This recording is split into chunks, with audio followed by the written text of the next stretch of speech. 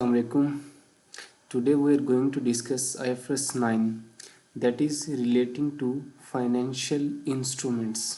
ठीक है, as the word depicts financial instrument. मतलब एक लफ्ज़ है फाइनेंशियल और दूसरा है इंस्ट्रूमेंट. फाइनेंशियल मीन्स फाइनेंशियल मतलब anything that is relating to finance, मतलब जिसमें भी के कोई पैसों का लेन देन इन्वॉल्व हो. और इंस्ट्रूमेंट मतलब एक कॉन्ट्रैक्ट.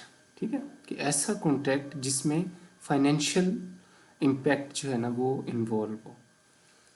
मतलब अगर हम बाय वर्ड इसको लेके चलें तो ये है. ठीक है, आईएफआरएस 9 क्या है, इसका बैकग्राउंड क्या है, स्कोप क्या है, इसमें जो फाइनेंशियल एसेट्स हो सकते हैं, फाइनेंशियल लाइबिलिटीज़ हो सकती हैं, इक्विटी इंस्ट्रूमेंट हैं, उनकी initial measurement, subsequent measurement, impairment testing, D recognition, reclassification, ये सारा कुछ जो है हम फाइनेंशियल इंस्ट्रूमेंट के स्टैंडर्ड में पढ़ रहे होते हैं. बहुत ही कॉम्प्रिहेंसिव स्टैंडर्ड है और इससे लिंक्ड बहुत सारे से मुराद है कि 3 से 4 बल्कि 5 स्टैंडर्ड्स इनसे लिंक्ड हैं. और अकाउंटिंग में, फाइनेंशियल रिपोर्टिंग में बहुत सारी चीज़ें इनसे लिंक्ड चीज़ें चल रही होती हैं और बड़े मॉडर्न टॉपिक्स हैं इसमें. ठीक है, बैंक्स की फाइनेंशियल मतलब कोई भी कंपनी हो, खुसूसन बैंक्स जो हैं या कोई भी पब्लिक लिमिटेड कंपनी है, लार्ज साइज कंपनीज़ हैं, पब्लिक इंटरेस्ट कंपनीज़ हैं, उनमें ये स्टैंडर्ड्स लाजमी एप्लीकेबल होते हैं. उनकी फाइनेंशियल स्टेटमेंट्स में उनमें लाजमी फाइनेंशियल एसेट्स होते हैं और फाइनेंशियल लाइबिलिटीज़ होती हैं, इक्विटी इंस्ट्रूमेंट होते हैं. तो ये स्टैंडर्ड लाजमन एप्लीकेबल होते हैं. मतलब देखें ना, कुछ स्टैंडर्ड्स होते हैं जैसे कि इन्वेंट्री है. लेट्स सपोज अगर कोई सर्विस ऑर्गेनाइजेशन है तो उसमें तो इन्वेंट्री का कॉन्सेप्ट नहीं होगा. ठीक है, स्टॉक एंड ट्रेड ना हो शायद, लेकिन और शायद उसमें लीज़ भी ना हो. अगर किसी कंपनी ने कोई लीज़ के लिए कॉन्ट्रैक्ट में इंटर नहीं हुई, जैसे कि उन्होंने गाड़ियों की लीज़ नहीं ली हुई या कोई और भी ऐसी है वो नहीं ली हुई. लेकिन ये जो फाइनेंशियल इंस्ट्रूमेंट है ना, उस कंपनी के मतलब बैंक अकाउंट लाजमी होंगे, डेटर्स लाजमी होंगे उसके. ठीक है, उसने इक्विटी इंस्ट्रूमेंट लाजमी शेयर्स इशू किए होंगे, शेयर कैपिटल इशू कर रखा होगा. ठीक है, तो उसमें मतलब लाजमी नहीं है कि बाकी स्टैंडर्ड एप्लीकेबल हों या ना हो, लेकिन ये आईएफआरएस 9 लाजमी अगर वो कंपनी फॉलो कर रही है फुल आईएफआरएस को, देन इस स्टैंडर्ड की लाजमी इम्प्लीकेशंस आ रही होती हैं. तो बड़े इंपॉर्टेंट स्टैंडर्ड है. कोशिश करते हैं कि हम इसको एक समराइज्ड वे में प्रैक्टिकल एग्जांपल्स के साथ समझने की इसको कोशिश करते हैं. ठीक है, और साथ में फिर मैं आपको एक कंपनी की फाइनेंशियल स्टेटमेंट से इसको वेट भी करवा दूंगा. Then you can easily understand that how this standard is practically applicable in the financial statements.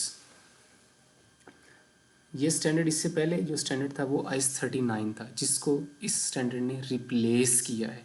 ठीक है, वो भी फाइनेंशियल इंस्ट्रूमेंट से ही रिलेटेड स्टैंडर्ड था, लेकिन अभी समहाउ कुछ कंपनीज हैं जो कि S39 को फॉलो कर रही थी, वो अभी भी हेज अकाउंटिंग वगैरह के केस में इस S39 की जो गाइडेंस है उसको फॉलो कर लेती हैं. By the way, this standard is fully applicable in terms of IFRS. ठीक है, आईएफआरएस 9 ही एप्लीकेबल है, IS39 अब रिप्लेस हो चुका है. तो आईएफआरएस 9 क्या है जी? IFRS 9 introduces a single classification and measurement model for financial assets depending upon both the entity's business model, objective for managing financial assets, the contractual cash flow characteristic of financial assets. मतलब देखिए आप वो ना क्योंकि summarise हुए हैं तो मैं अब इसको मज़ीद बैकग्राउंड जाने की वो नहीं कर रहा, मैं आपको डायरेक्ट टॉपिक पे लेके आ रहा हूँ कि अगर कोई फाइनेंशियल एसेट है, देखें फाइनेंशियल इंस्ट्रूमेंट कोई भी ऐसा कॉन्ट्रैक्ट जिसमें फाइनेंस इन्वॉल्व हो. ठीक है, अब वो क्या हो सकते हैं, वो फाइनेंशियल एसेट भी हो सकते हैं, फाइनेंशियल लाइबिलिटीज़ भी हो सकती हैं, या वो इक्विटी इंस्ट्रूमेंट भी हो सकते हैं. अब इनकी क्या डेफिनेशंस है, क्या स्कोप है, कैसे इनकी इनिशियल मेजरमेंट है, रिकग्निशन है, वो हम वन बाय वन लेके चलते हैं. तो अभी हम किसको पढ़ रहे हैं? फाइनेंशियल एसेट्स को. ठीक है, फाइनेंशियल एसेट्स में वो कह रहे हैं कि जो आईएफआरएस 9 है ना, वो सिंगल क्लासिफिकेशन और मेजरमेंट मॉडल प्रोवाइड करते हैं. मतलब क्या, मतलब ये कि आपने देखना है कि कंपनी का बिजनेस मॉडल क्या है उन फाइनेंशियल एसेट्स को लेके, और उन फाइनेंशियल एसेट्स से रिलेटेड कैश फ्लो की क्या करेक्टरिस्टिक्स हैं. तो फिर उसी हिसाब से आप उसकी क्लासेस को डिफाइन कर दें. देखें, तीन चीज़ें मैंने आपको बता दी कि फाइनेंशियल इंस्ट्रूमेंट में फाइनेंशियल एसेट्स भी हो सकते हैं, फाइनेंशियल लाइबिलिटीज़ भी हो सकती हैं और इक्विटी इंस्ट्रूमेंट भी हो सकते हैं। अब आगे ये जो तीन बड़ी क्लासेस हैं इनकी सब क्लासेस हो सकती हैं। जैसे कि फाइनेंशियल एसेट्स जो हैं वो दो तरह से हो सकते हैं, उसमें इन्वेस्टमेंट इन डेट इंस्ट्रूमेंट भी हो सकती है और इन्वेस्टमेंट इन इक्विटी इंस्ट्रूमेंट भी हो सकती है। देखें ना, मैंने हो सकता है कि शायद मैंने किसी कंपनी के डिबेंचर खरीदे हों, तो इस केस में मेरे वो फाइनेंशियल एसेट्स तो हैं, लेकिन क्या है कि financial assets in the debt instrument of an another company, या कह लें कि investment in debt instrument of other company. और ये भी हो सकता है कि मेरे पास किसी कंपनी के शेयर्स हों, ठीक है।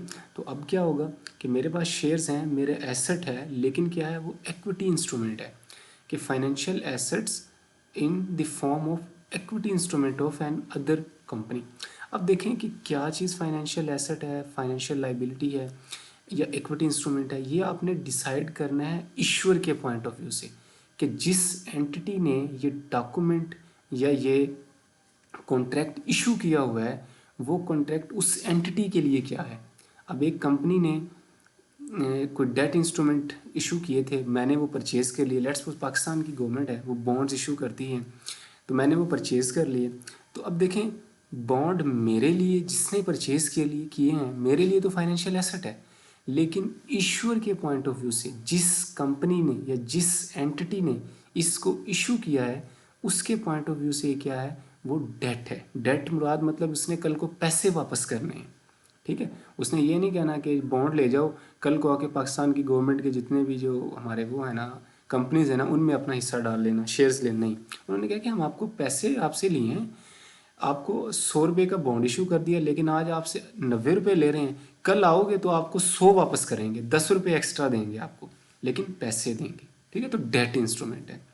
या आप ऐसे कर दें कि किसी कंपनी की शेयर्स में इन्वेस्टमेंट कर देते हैं, तो अब देखें आपने इन्वेस्टमेंट की, आपके लिए एसेट है, लेकिन जिस कंपनी ने आपको राइट दिया है उन शेयर्स पे, वो वोटिंग राइट है, वो डिविडेंड का राइट्स है, वो और कंपनीज की मीटिंग अटेंड करने का राइट है, वो कोई डिसीजंस लेने का राइट है, ठीक है। मतलब उन शेयर से रिलेटेड या एंसिलरी जो राइट्स हैं वो आपको जो है ना उस कंपनी ने दिए हैं। तो उस केस में आप कंपनी आपको पैसे नहीं देगी, मतलब आपको बस रेसिडुअल इंटरेस्ट मिल गया है कंपनी के शेयर्स में, ठीक है। तो वो क्या है, उस कंपनी के लिए इक्विटी इंस्ट्रूमेंट है। उसके बाद जी क्या है, IFRS 9 remove the requirement to separate embedded derivative. अच्छा, ये डेरिवेटिव्स हम अभी पढ़ेंगे इंशाल्लाह। एम्बेडेड डेरिवेटिव्स क्या होते हैं, ठीक है। डेरिवेटिव आपको पता है कि कोई भी ऐसे कॉन्ट्रैक्ट में जब आप एंटर होते हैं कि जिसके इंटरेस्ट में आपको कोई ज़्यादा मतलब कोई ट्रांजैक्शन कॉस्ट इनकर ना करनी पड़े, ठीक है। और वो कॉन्ट्रैक्ट जो है अपनी वैल्यू जो है वो अंडरलाइंग एसेट से ओरिजिनेट करे, देन जो है ना आप उसको डेरिवेटिव कह देते हैं। कि एम्बेडेड डेरिवेटिव होता है कि आप किसी कॉन्ट्रैक्ट में एंटर हुए हैं और उसमें कोई चीज़ डेरिवेटिव की करेक्टरिस्टिक एम्बेडेड है। जैसे कि आप देखेंगे ना, आपने इन्वेस्टमेंट की, कंपनी के फॉरेन शेयर्स खरीद लिए, फॉरेन कंपनी के शेयर खरीद लिए बाहर की कंपनी के। अब देखें वो आपकी फॉरेन इन्वेस्टमेंट है, इक्विटी इंस्ट्रूमेंट है, ठीक है। आपके लिए फाइनेंशियल एसेट्स हैं, लेकिन financial asset in the form of equity instrument. लेकिन अब आपको उनसे रिलेटेड अगर कोई जो फॉरेक्स की मूवमेंट पे जो गेन लॉस आ रहा है, हालांकि होता नहीं, इक्विटी इंस्ट्रूमेंट वगैरह के गेन लॉस हम कंसीडर नहीं कर रहे होते, लेकिन अगर कोई भी अपने डेट इंस्ट्रूमेंट में किया हुआ है, ठीक है, तो इस केस में भी कर नहीं रहे होते। का मतलब ये है कि हम उसको ना कोई इस तरह ओवर द ईयर मूवमेंट नहीं रिकॉर्ड कर रहे होते, लेकिन हम उसको एक्चुअल या रियलाइजेशन बेसिस पे ज़रूर रिकॉर्ड कर रहे होते हैं। तो इस केस में क्या होगा कि अगर आपने किसी कंपनी, फॉरेन कंपनी के डेट इंस्ट्रूमेंट में किया है तो वो आपका ठीक है, फाइनेंशियल एसेट है इन the form of debt instrument, लेकिन आप एक एम्बेडेड डेरिवेटिव उसमें इन्वॉल्व है, वो है एक्सचेंज गेन लॉस का डिफरेंस, ठीक है, कि वो उस कॉन्ट्रैक्ट में इम्बेड हुआ है। तो अब स्टैंडर्ड अभी हम पढ़ेंगे इसको मज़ीद फर्दर में, लेकिन क्योंकि लफ्ज़ आ गया इधर तो मैं कोशिश कर रहा हूँ कि इधर ही आपको एक्सप्लेन कर दूँ। तो हम इस एम्बेडेड डेरिवेटिव को कैसे जो है ना, अगर सेपरेट कर सकते हैं तो सेपरेट इसकी अकाउंटिंग करेंगे, अगर नहीं कर सकते तो हम इस पूरे कॉन्ट्रैक्ट को वन गो में अकाउंटिंग कर सकते हैं। अब सेपरेट किसको करना है और जब सेपरेट हो जाएगा तो उनकी क्या अकाउंटिंग है, ये दोनों जो है ना हम अभी आगे जाके इंशाल्लाह इसको पढ़ते हैं कि किस करेक्टरिस्टिक की बेसिस पे हम इनको सेपरेट कर रहे होते हैं, ठीक है जी। अभी हम फाइनेंशियल एसेट्स पढ़ रहे हैं और फाइनेंशियल इंस्ट्रूमेंट की मेन हेडिंग है, उसमें 3 क्लासेस हैं, financial assets, financial liabilities, equity instrument. और फाइनेंशियल एसेट की फिर फर्दर सब डिवीजन्स कह लें आप कि investment in debt instrument, investment in equity instrument, ठीक है। और इन्वेस्टमेंट इन डेट इंस्ट्रूमेंट की भी फिर फर्दर 3 क्लासें हैं। अब मैं आपको ना एक और जो नोट्स हैं उन पे लेके जाना चाह रहा हूँ, ठीक है, ताकि जब हम इस पे आएँ तो आप एक ओवरव्यू आपको पूरा क्लासिफिकेशंस का हो चुका हो, तो इनको पढ़ना बड़ा आसान हो जाएगा।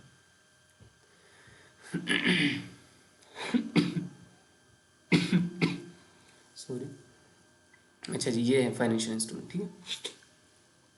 Financial IFRS 9 establish principles for recognising and measuring of financial asset and liabilities, ठीक है। आप इधर ऐड भी कर लें, फाइनेंशियल लाइबिलिटी हो गया, एसेट्स हो गया और इक्विटी इंस्ट्रूमेंट। रिकग्निशन क्या है? Financial instrument should be recognised in the statement of financial position when the entity becomes a party to the contractual provision of the instrument. जब कॉन्ट्रैक्ट हो गया, आपने इसको फाइनेंशियल स्टेटमेंट में रिकॉर्ड कर लेना है। मतलब ये टाइमिंग लिखी हुई है कि कब आपने रिकॉर्ड करना है। अभी बातचीत चल रही है, साइन नहीं हुआ एग्रीमेंट, ठीक है, आपने इंस्ट्रूमेंट अभी डेट इंस्ट्रूमेंट खरीदे नहीं, बस प्लानिंग कर रहे हैं, तो अभी ना रिकॉर्ड करें। जब खरीद लें, जब आपका राइट इस्टेब्लिश हो जाए, दूसरी पार्टी का भी राइट इस्टेब्लिश हो जाए, वो भी साइन कर दे, तो फिर आप इसको रिकॉर्ड कर लें। डी रिकग्निशन में हम बाद में आते हैं, पहले एक दफ़ा रिकग्निशन पढ़ लें, ठीक है। ये रिकग्निशन है। अब ये रिकग्निशन किस वैल्यू पे करना है, इसकी मेजरमेंट क्या है, ठीक है, किस वैल्यू पे करना है और इसको किन क्लासेस में रखना है, ठीक है, ये हम डिसाइड करते हैं। मतलब इसको फेयर वैल्यू थ्रू P&L रखना है, फेयर वैल्यू थ्रू OCI रखना है, या जो है अमोर्टाइज कॉस्ट पे रखना है, वो हम पढ़ लेते हैं। ये देखें जी, फाइनेंशियल एसेट्स इनिशियल मेजरमेंट क्या है। फाइनेंशियल एसेट्स, मैं ना आपको मतलब देखें ना स्टैंडर्ड में या जो नोट्स हैं इसमें ना चीज़ें थोड़ी जो हैं वो स्कैटर्ड हैं। मैं आपको 1 बाय 1 एक तरतीब से जो है ना लेके चलूँगा इंशाल्लाह। तो लेकिन हम कवर सारा करेंगे, आपको सारी समझ आएगी इंशाल्लाह। तो अभी हम रिकग्निशन पढ़ रहे हैं, ठीक है। और अब इनिशियल मेजरमेंट, अब देखें रिकॉर्ड आपने डिसाइड कर लिया कि मैंने रिकॉर्ड करना है, किस वैल्यू पे रिकॉर्ड करना है। अब ये चीज़ है कि financial assets are initially measured at transaction price या fair value, that is the fair value of the consideration given. In case of financial asset or financial liability classified as measured at amortized cost or fair value through other comprehensive income, ठीक है। अब आपको एक चीज़ बताना जो है ना वो बताना चाह रहा हूँ सबसे पहले कि जो फाइनेंशियल एसेट्स हैं ना, इसमें 2 क्लासेस हैं, मैंने आपको बताया, एक डेट इंस्ट्रूमेंट और इक्विटी इंस्ट्रूमेंट, ठीक है। जो डेट इंस्ट्रूमेंट है उसकी फिर फर्दर सब 3 क्लासेस हैं, क्या कि या तो आप उसको फेयर वैल्यू थ्रू P&L पे रिकॉर्ड कर लो, या फेयर वैल्यू थ्रू OCI पे रिकॉर्ड कर लो, या अमोर्टाइज कॉस्ट पे रिकॉर्ड कर लो। और इक्विटी इंस्ट्रूमेंट की 2 ही क्लासें हैं, वो क्या है कि आप इसको जो है फेयर वैल्यू थ्रू P&L रखें या फेयर वैल्यू थ्रू OCI रखें, ठीक है। तो फाइनेंशियल एसेट की ये मेन जो ब्रॉड कैटेगरीज हैं वो ये हैं, क्या है कि financial asset can be investment in debt instrument और इन्वेस्टमेंट इन इक्विटी इंस्ट्रूमेंट, ये 2 मेन क्लासेस होगी। अब फिर इन दोनों क्लासेस की फर्दर सब क्लासेस हैं।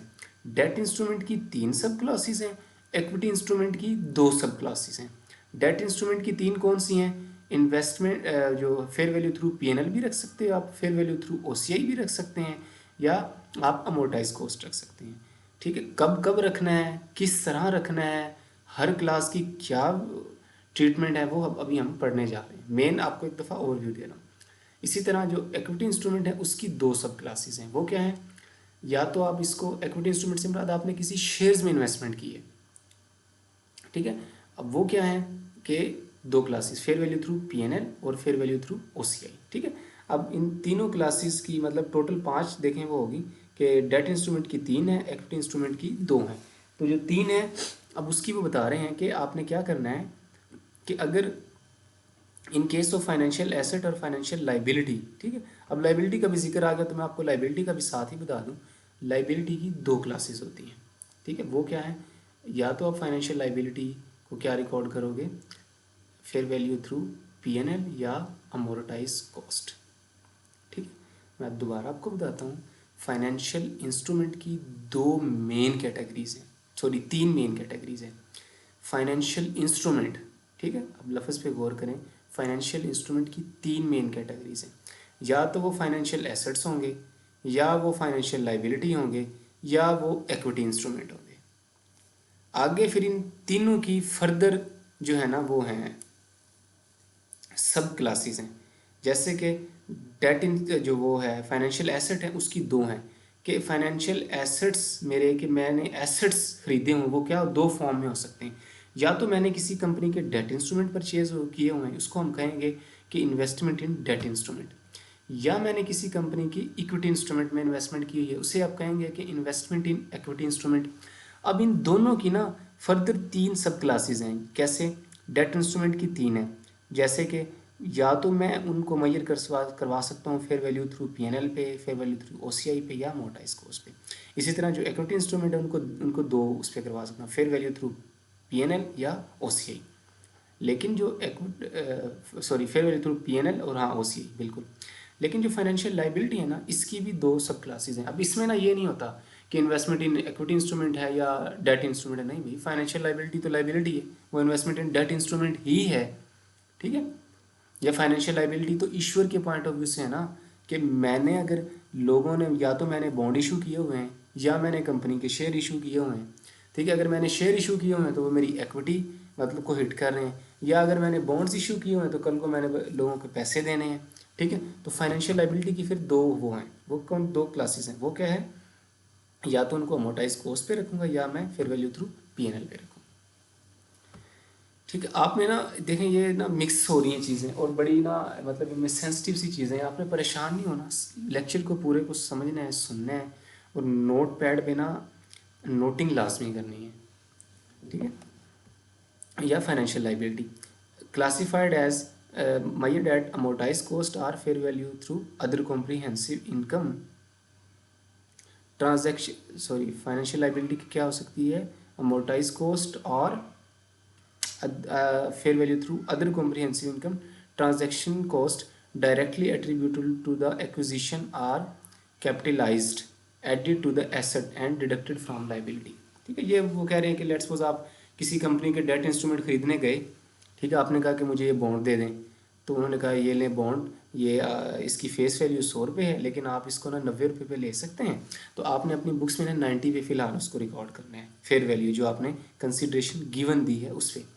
लेकिन अब बॉन्ड लेने गए ना तो उन्होंने कोई फॉर्म शॉर्म आपसे भरवाया। ठीक है, आपको कुछ प्रोसेसिंग फ़ीस देनी पड़ी, ये वो इस तरह के खर्चे जो है ना, या आपको लेट्स सपोज आने जाने में जिस बंदे से आपने ये कैलकुलेशंस करवाई या जिससे कंसल्टेंसी ली उसको पेमेंट की, तो इस केस में आप इस कॉस्ट को जो है ना, अगर आप फेयर वैल्यू थ्रू पीएनएल चल रहे हैं तो आप इसको डायरेक्ट एक्सपेंस आउट कर दें, या फेयर वैल्यू थ्रू ओसीआई या मोटाइज कॉस्ट पे चल रहे हैं तो आप इसको एसेट की कॉस्ट का पार्ट बना सकते हैं। ठीक है, और अगर आप लाइबिलिटी थी, आपने बॉन्ड आपने इशू किए हैं, आपने पब्लिक से पैसा इकट्ठा किया है, तो आप फिर इसको अपनी लाइबिलिटी में से माइनस कर लें, वो पैसे जो आपको रिसीव हो गए हैं या वो पैसे जो आपने इसको इशू करने में खर्चा किया, इशू कॉस्ट जो है मतलब आप इसको ट्रांजैक्शन कॉस्ट को माइनस कर दें लाइबिलिटी में से, क्योंकि वो तो आपने पे कर दी होगी ना। ठीक है। इफ़ द एसेट और liability is held at fair value through profit और loss the cost of acquisition is expensed out. ठीक है, अगर फेयर वैल्यू थ्रू पीएनएल पे है तो आपने एक्सपेंस आउट कर देना है। If an irrevocable election has been made to take again losses on the financial asset to other comprehensive income, cost of acquisition should be added to the purchase cost। ठीक है, अगर आपने OCI पे रखा हुआ है, अगर PNL पे रखा हुआ है तो एक्सपेंस आउट करेंगे, OCI में रखा हुआ है तो एसेट की परचेज कॉस्ट में ऐड करेंगे। ठीक है, if transaction price is not equal to fair value it should initially measured at fair value rather than transaction price. कई दफ़ा ऐसे होता है कि आपके कोई यार दोस्त आपको मिल गए, आपने डेट इंस्ट्रूमेंट में इन्वेस्टमेंट की, तो उन्होंने कहा कि यार पब्लिक को 90 का दे रहे हैं जो कि फेयर वैल्यू है, आप घर के बंदे हैं आपको 85 का दे देते हैं, तो 5 रुपये जो आपको बच गए ना वो डायरेक्ट आप अपनी इनकम का पार्ट उसको कर लें।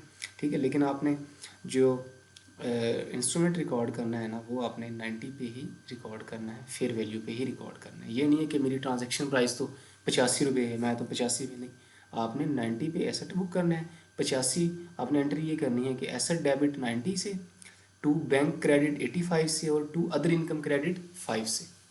ठीक है, उसके बाद जी क्लासिफिकेशन है फाइनेंशियल एसेट्स की। ठीक है, ये आपने देखना है कि 3 क्लासेस हो सकती हैं। फाइनेंशियल एसेट मैंने आपको बता दिया कि या तो वो इन्वेस्टमेंट इन डेट इंस्ट्रूमेंट हो सकता है या इक्विटी इंस्ट्रूमेंट हो सकता है। अगर वो डेट इंस्ट्रूमेंट है तो उसकी 3 क्लासेस हैं, at amortized cost, where the objective of the business model with in which the asset is to be held in order to collect contractual cash flow। ठीक है, कि ये बता रहे हैं कि अब जो क्लासिफिकेशन डिसाइड करनी है ना, वो आपने डिसाइड करनी है अपने बिजनेस मॉडल को देखते हुए, कि जो बंदा इन्वेस्टमेंट कर रहा है ना, इन्वेस्टर जो है, उसका बिजनेस मॉडल क्या है। उसका अगर बिजनेस मॉडल ये है कि मैंने एसेट में इन्वेस्टमेंट की है to collect contractual cash flow, कि मैं ना इस एसेट से रिलेटेड जितने भी कॉन्ट्रेक्चुअल कैश फ्लो, जो मुझे इंटरेस्ट आया करेगा, जो मुझे प्रॉफिट आया करेगा ना, वो मैं कलेक्ट किया करूँगा। ठीक है, या क्या है, प्रॉफिट आएगा वो, या जब कभी इसके टाइम पीरियड ख़त्म हो जाएगा, ठीक है, तो मुझे ये इंटरेस्ट और प्रिंसिपल की अमाउंट है ना, SPPI, solely payment of principal and interest, ये मुझे मिल जाएंगे। तो इस केस में आपने ना, मतलब आपका बेचने का या ये वो कोई इरादा नहीं है, आपका ना मतलब सेटल करने का इरादा है टिल मैच्योरिटी, तो आप इसको अमोर्टाइज कॉस्ट पे रख सकते हैं। ठीक है, अमोर्टाइज कॉस्ट की कंडीशंस हैं कि आपका बिजनेस मॉडल क्या होना चाहिए, in order to collect contractual cash flow, और कॉन्ट्रेक्चुअल कैश फ्लो क्या होने चाहिए, वो पेमेंट ऑफ प्रिंसिपल और इंटरेस्ट होना चाहिए। ठीक है, देखो ना, आपने एसेट सेल कर दिया, वो भी तो कैश फ्लो ही है ना, लेकिन वो कॉन्ट्रेक्चुअल कैश फ्लो नहीं है, वो सेल करके आप ले रहे हैं। इसमें क्या है कि आपने होल्ड भी रखना है एसेट को, और हेल्ड करके जो कैश फ्लो आ रहे हैं ना, तो वो आपके पेमेंट, और वो क्या होंगी, पेमेंट्स ऑफ प्रिंसिपल और इंटरेस्ट होगा, तो आपने अमोर्टाइज कॉस्ट पे रिकॉर्ड करना है। ठीक है, अगर आपका बिजनेस मॉडल ऐसा है तो आपने अमोर्टाइज कॉस्ट चूज़ करना है। अगर आपका ऐसा नहीं, आप कहेंगे कि नहीं जी मैंने ना कॉन्ट्रेक्चुअल कैश फ्लो भी वो करने हैं, लेकिन जब कभी मुझे लगा ना कि मुझे प्राइस अच्छी मिल रही है, मुझे पैसे अच्छे मिल रहे हैं, मैंने इसको सेल भी कर देना है। ठीक है, तो फिर आप इसको फेयर वैल्यू थ्रू OCI पे रख लें। ठीक है, ये इनकी इनिशियल मेजरमेंट बता रहा हूँ। अब ये क्या होगा कि इस क्लास में रखा है तो क्या अकाउंटिंग है, इसमें रखा है तो क्या है, इसमें तो ये हम अभी आगे जाके पढ़ते हैं। ठीक है, आपका क्या है कि जो बिजनेस मॉडल है वो हेल्ड करना भी है, बोथ, मतलब both collecting contractual cash flow and selling financial asset, लेकिन सेल भी कर देना। देखिए इधर ना होल्ड था, लेकिन सिर्फ कलेक्शन थी कैश फ्लो की, सेल का लफ्ज़ नहीं था, इधर एंड सेल भी है, तो ये अदर OCI में आपने इसको करना। अब देखिए इनमें ना बड़ा सेंसिटिव से टॉपिक हैं, छोटी छोटी जो है वो डिफरेंसेस हैं, और उसकी बेस पे क्लासेस चेंज हो रही हैं पूरी, तो आपने इनको जो है बड़े ध्यान से चीज़ों को लेके चलना है। उसके बाद है फेयर वैल्यू थ्रू प्रॉफिट और लॉस, ये 3 क्लास पूरी हो जाएंगी डेट इंस्ट्रूमेंट की।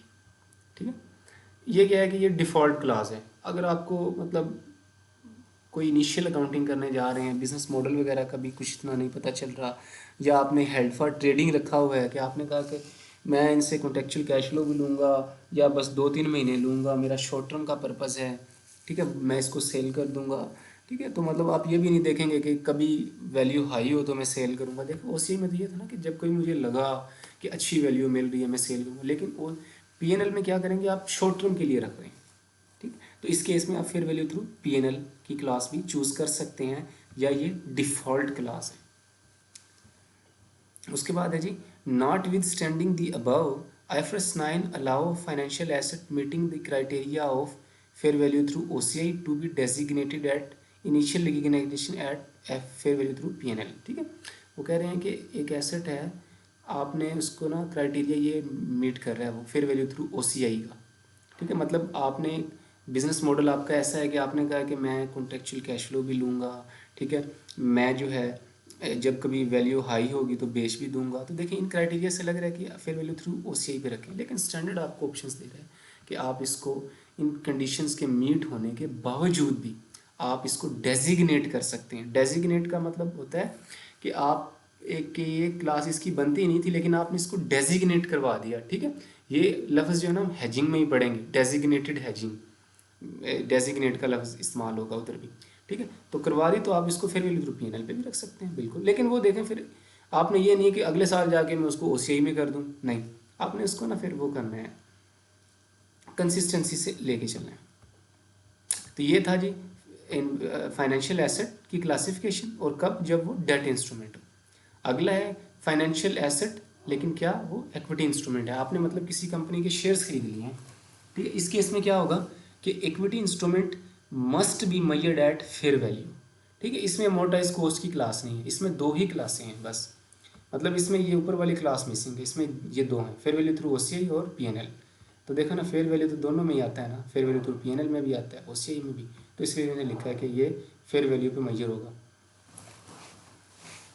Because the contractual term associated with the investment does not entitle the holder to specific payment of interest and principal, ठीक है। Equity instrument may not be classified at amortized cost, must be measured at fair value, ठीक है। However, if only equity instrument is not held for trading, एक instrument है जो कि held for trading नहीं रखा हुआ, an entity make an irrevocable option to initially recognition to fair value through OCI with only dividend recognized in PNL, ठीक है। इसमें कह रहा है कि मेन इसकी भी default class fair value through PNL ही है, ठीक है।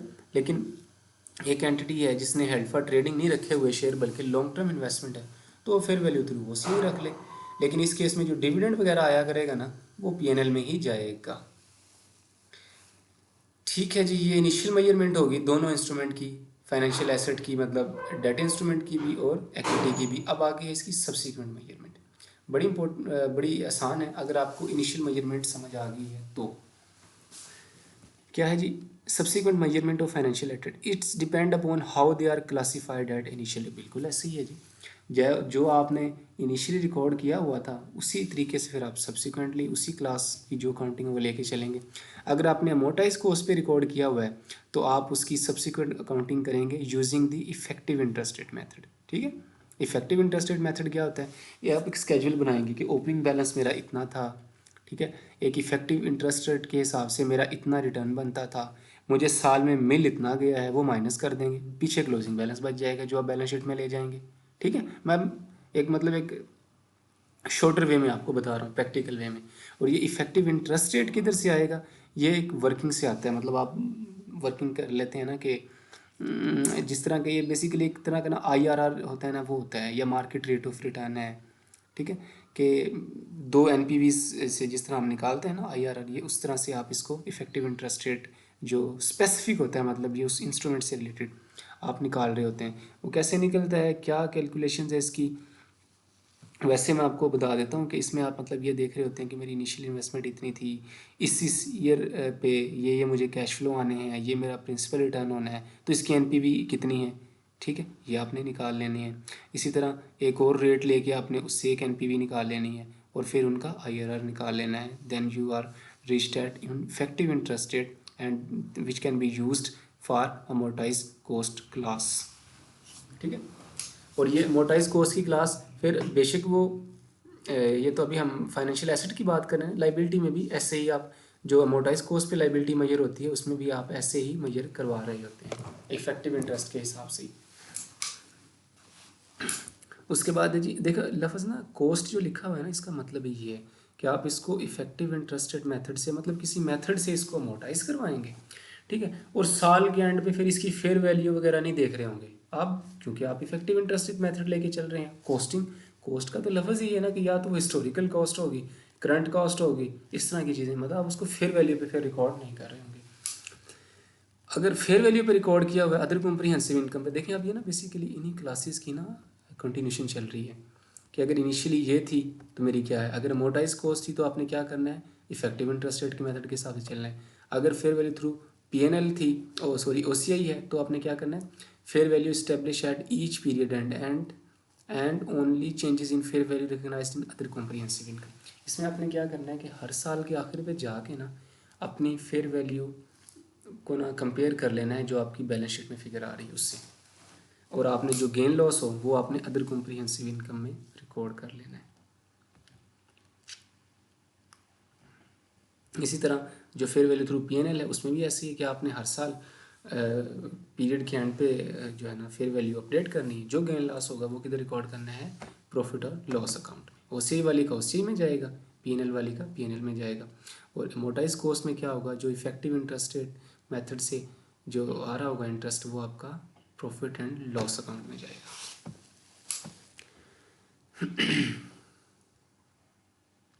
उसके बाद वगैरह कह रहा है कि investment whose fair value can not be reliably measure should be measured at cost, जिनकी नहीं की जा सकती तो कॉस्ट में मेजर करें। अच्छा जी, ये इनिशियल मेजरमेंट भी होगी, सब्सिक्वेंट मेजरमेंट भी होगी, ठीक है। फाइनेंशियल एसेट्स की भी और लाइबिलिटी की, उसकी इक्विटी इंस्ट्रूमेंट की भी ऐसे है। फाइनेंशियल एसेट्स में जो डेट इंस्ट्रूमेंट हैं और इक्विटी, उन तीनों की ऐसे ही है, ठीक है। अब बता दिया ना आपको कि डेट इंस्ट्रूमेंट की ये 3 क्लासेज हैं, उन तीनों का ये लिखा हुआ, ठीक है। जो इक्विटी इंस्ट्रूमेंट है उनकी 2 क्लासेज हैं, फेयर वैल्यू थ्रू पीएनएल और फेयर वैल्यू थ्रू ओसीआई। उसमें जो है ना अमोर्टाइज कॉस्ट नहीं है, तो उसकी भी ये देखने लिखी, फेयर वैल्यू थ्रू ओसीआई का ये है, पीएनएल का ये है, और ये सेम इन तीनों के लिए ही एप्लीकेबल है। बस ये याद रखना है कि जो डिविडेंड है ना इक्विटी इंस्ट्रूमेंट पे, बेशक वो आपने उसको क्लासीफाई किया है ओसीआई में, स्टिल डिविडेंड जो है ना वो फिर भी पीएनएल में ही रिकॉर्ड होगा। अच्छा जी, उसके बाद है रिक्लासिफिकेशन। चलो अभी क्लासिफिकेशन पढ़ी है ना, तो इससे लिंक्ड टॉपिक है रिक्लासिफिकेशन, वो पढ़ लेते हैं। कि आपने एक दफ़ा रिकॉर्ड कर लिया, ठीक है, और रिक्लासिफिकेशन सिर्फ उन्हीं की हो सकती है कि जिनको आपने इर्रिवोकेबल ऑप्शन से चूज़ नहीं किया हुआ। देखे ना, जैसे अभी हम एक पढ़ के आए थे ना इधर, इर्रिवोकेबल ऑप्शन किधर गया, ये रहा, कि कोई इक्विटी इंस्ट्रूमेंट थे, ठीक है, वो हेल्ड फॉर ट्रेडिंग नहीं थे, may not be classified at amortize cost.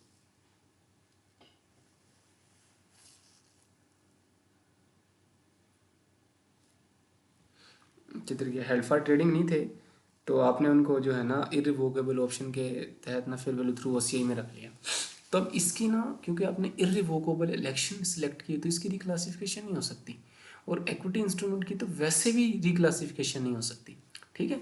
जो रिक्लासिफिकेशन हो सकती है ना, वो ये डेट इंस्ट्रूमेंट की क्लासेस है ना 3, इन्हीं की हो सकती है, कि ये इस क्लास में भी जा सकता है, ये इसमें भी जा सकता है, ये इसमें भी जा सकता है। लेकिन जो चीज़ें आपने डेजिग्नेटेड करवा ली है ना इर्रिवोकेबल ऑप्शन के तहत, उनको फिर आप चेंज नहीं कर सकते। दोबारा मैं आपको बता रहा हूँ कि जो रिक्लासिफिकेशन है ना फाइनेंशियल एसेट्स की, वो डेट इंस्ट्रूमेंट, ये जो 3 क्लासेस है ना, इनमें हो सकती है, ठीक है। और इनमें भी किन में, कि जिनकी आपने इर्रिवोकेबल ऑप्शन सेलेक्ट नहीं की। लेकिन जो इक्विटी इंस्ट्रूमेंट है, वो एक दफ़ा जब आपने रिकॉर्ड कर लिए, then they will be continue to recorded at those classes that you initially selected, ठीक है जी।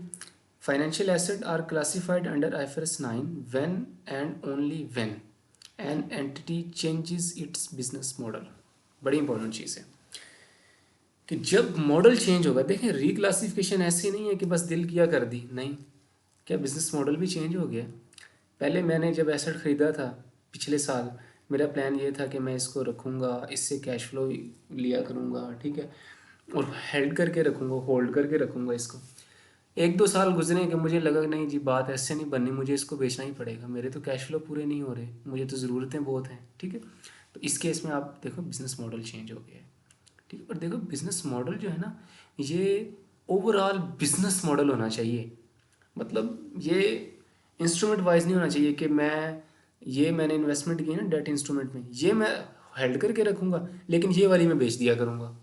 नहीं, आपका बिजनेस मॉडल देखो, और बिजनेस जो मॉडल होता है ना, ये की मैनेजमेंट पर्सोनल, ठीक है, या जो डायरेक्टर्स होते हैं, कंपनी के ओनर्स होते हैं, वो डिसाइड कर रहे होते हैं कि वो कैसे, ये एम्प्लॉय की या कोई जीएम फाइनेंस की या उस तरह की जो है ना, वो नहीं होता कि हमने इसको कैसे रखना है। अगर जीएम फाइनेंस की एम्प्लॉय मैनेजमेंट पर्सोनल है, उसका होगा भी, तो स्टिल मैनेजमेंट की तरफ से उसको इंस्ट्रक्शंस होंगी, तो वही बिजनेस मॉडल जो है ना वो देख रहे होंगे, ठीक है। For managing financial asset the reclassification should be applied prospectively, reclassification आपने प्रोस्पेक्टिवली अप्लाई करनी है, ठीक है। तो ये ज़िंदगी आसान कर दी है भाई प्रोस्पेक्टिवली अप्लाई करने से। तो the rules only apply to investment in debt instrument, ये वही बात आ गई जो मैं आपको बता रहा था, ठीक है, कि इक्विटी इंस्ट्रूमेंट की ये जो क्लासेस है ना, ये तो चेंज ही नहीं होनी, जब आपने एक दफ़ा सेलेक्ट कर ली यही रहनी है। हाँ, ये जो 3 क्लासेस है ना डेट इंस्ट्रूमेंट वाली, ये चेंज हो सकती है। As investment in equity instrument are always held at fair value, and any election to measure them at fair value through other comprehensive income is irrevocable opt one, ठीक है। कि अगर आपने इसको अदर कॉम्प्रिहेंसिव पे चूज़ किया था ना, तो वो चेंज नहीं हो सकती। हाँ, आपने एक दफ़ा पीएनएल पे कर लिया, तो क्या वो ओसीआई में जा सकता है? This will be a good question.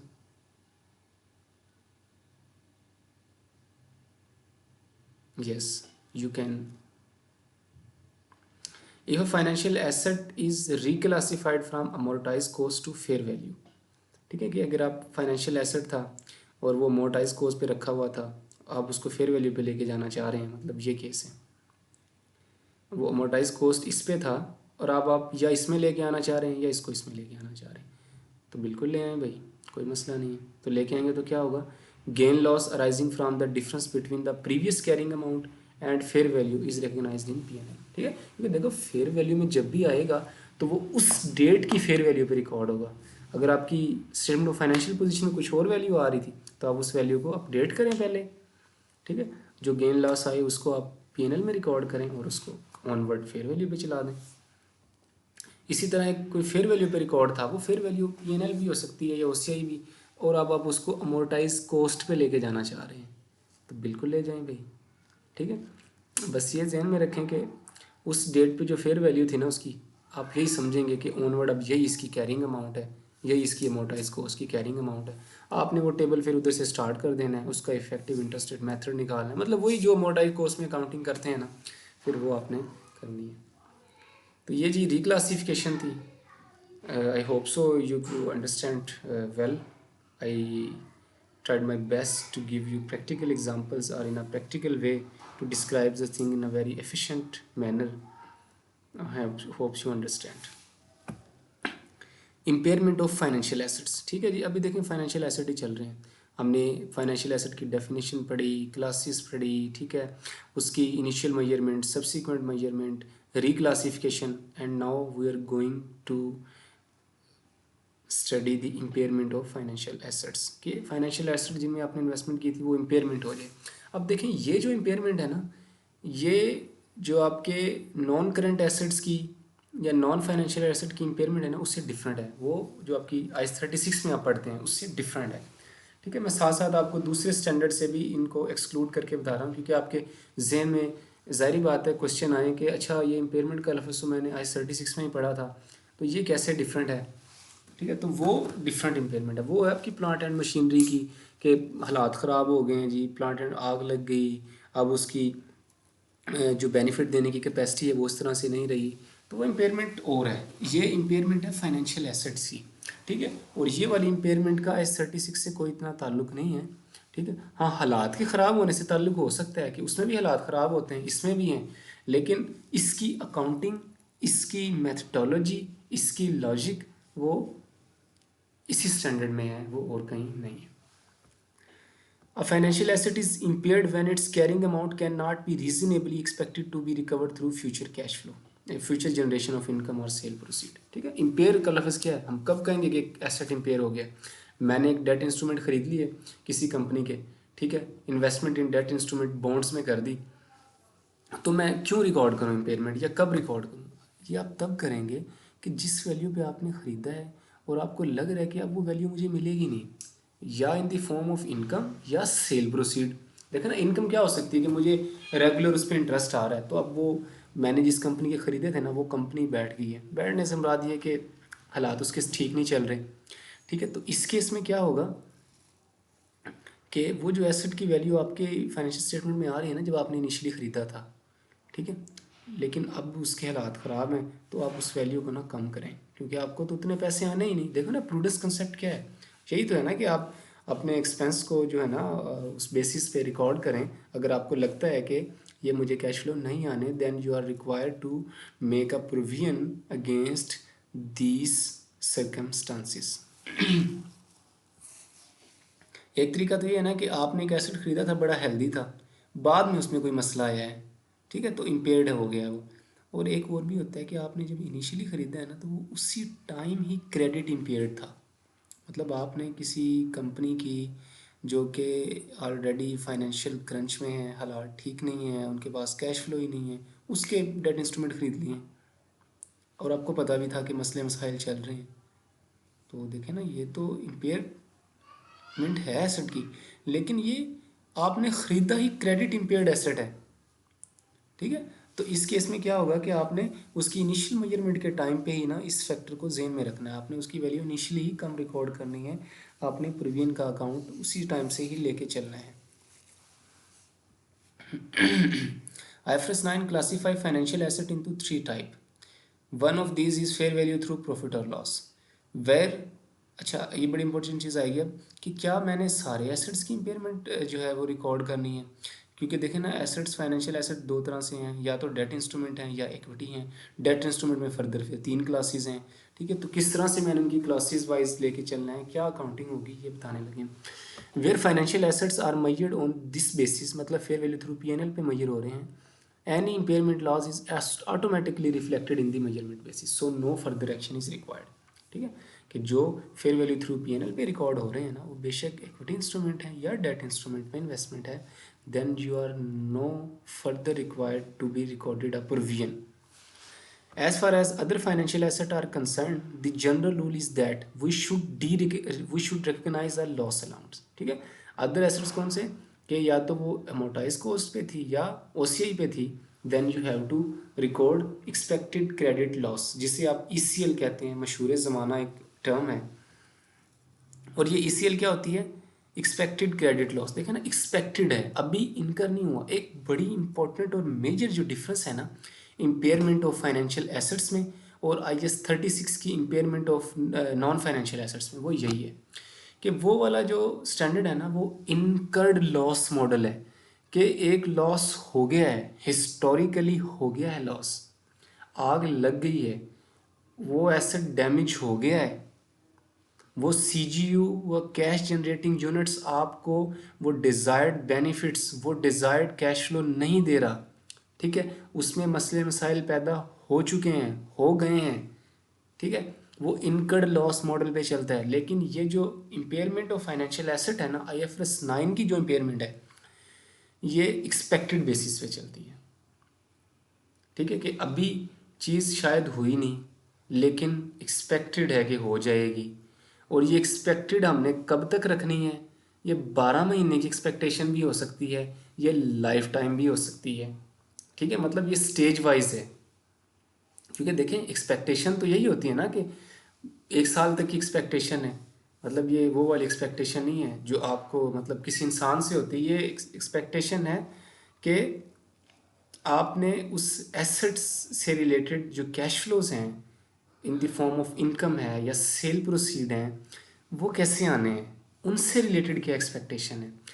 12 महीने, क्योंकि देखें ना हम तो स्टैंडर्ड को देख रहे हैं, वो 12 महीने की भी हो सकती है, वो आप लाइफ टाइम बेसिस पे भी रख सकते हैं, वो स्टेज वाइज होती है, स्टेज 1, स्टेज 2, स्टेज 3। मैं आपको ये बताऊंगा, ये बड़े इंपॉर्टेंट टॉपिक्स हैं और बड़े कॉम्प्रिहेंसिवली समझने वाले टॉपिक हैं। ठीक है, इसीलिए मैं आपको इस इम्पेयरमेंट टेस्टिंग के टॉपिक में कोशिश में ये कर रहा हूँ कि जिधर से ही मुझे कंटेंट मिल रहा है या जिधर से भी मुझे एक लिंकेज नज़र आ रही है, मैं आपको करवा रहा हूँ।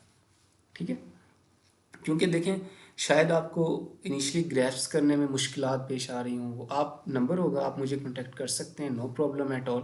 But my opinion is that कि हमें इसको इसी तरह निटी गिटी में जाके कम्प्लेक्सिटीज़ को ही समझना पड़ेगा, और फिर ही सही सेंस में, सही एक मतलब ट्रू स्पिरिट में आपको स्टैंडर्ड की समझ आएगी। ठीक है, the loss allowance should be recognised in profit और loss account deducted from the carrying amount of the financial asset. ठीक है, कि आपने जो लॉस अलाउंस का कॉलम बना लिया है, आपने जस्ट इसकी एंट्री ये करनी होती है कि expected credit loss debit allowance credit, ये लॉसेस जो है ना एक तरह की प्रोविजन फॉर द ईयर होती है, एक्सपेंस आउट हो जाती है, और ये अलाउंस यानी क्रेडिट नेचर का अकाउंट है, ये आ रहा होता है आपका अलाउंस के तौर पे। ठीक है, आप फिर क्या करते हैं कि आपकी बैलेंस शीट में ग्रॉस कैरिंग अमाउंट आ रही होती है, जैसे रिसीवेबल है ना, आपने आपके रिसीवेबल ना पेंडिंग है, किसी से आपने 3 महीने से पैसे लेने हैं, किसी से 6 से, किसी से 9 महीने से पेंडिंग है, किसी से साल से पेंडिंग है, और किसी से 22 साल से भी ज़्यादा है।